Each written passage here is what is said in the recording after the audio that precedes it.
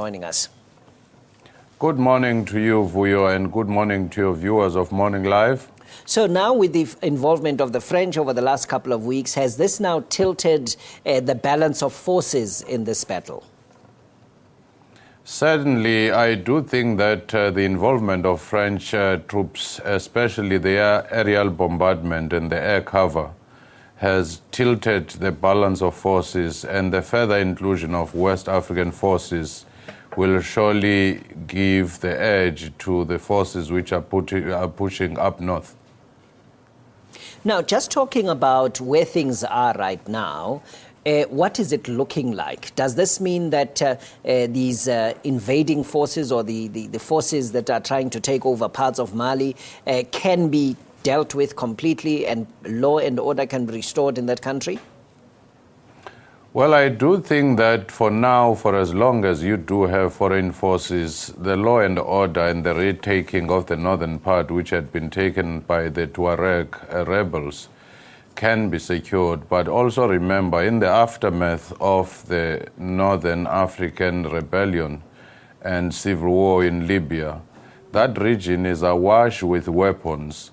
So it won't just be one incident. The attack in Algeria confirms that, and some incidents in Niger and Mauritania also confirm the fact that this is going to be a long-drawn challenge. And besides, there were already long-standing challenges along the Sahel region where the desert is encroaching into the regions further south and poverty is quite rife.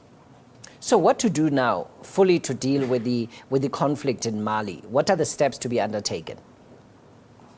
Well, I do think that it's to affirm and professionalize the army in Mali, give it equipment so that it can be able to hold on to the areas which now have been released from the rebels. The second part is to deal with the entire region and the proliferation of weapons across that region. And the third one is to deal with the issue of this poverty issue and the expansion of the desert, which is causing challenges along the Sahel region, not just in Mali, but across.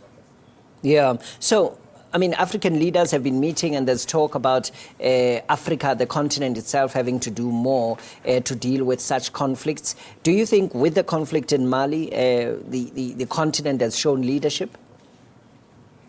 I do think that this time the continent was rather slow, and even the ECOWAS region was slow. Hence the French, after the appeal from Mali, had to take the lead whilst ECOWAS was still deliberating the deployment of troops.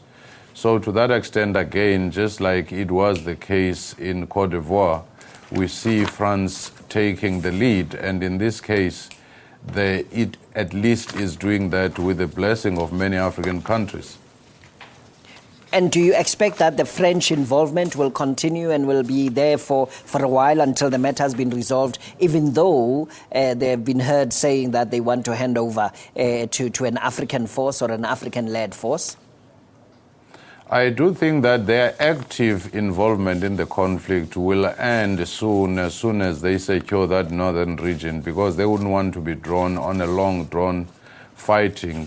But remember that France often keeps some of its soldiers in its former colonies so that they can respond whenever there are issues that are arising against the French interests. So we would expect that France will keep some of its contingents there. All right. Professor Fikeni, thank you very much. Dr. Fikeni joining us this morning talking about the conflict in Mali, providing some insight there as well.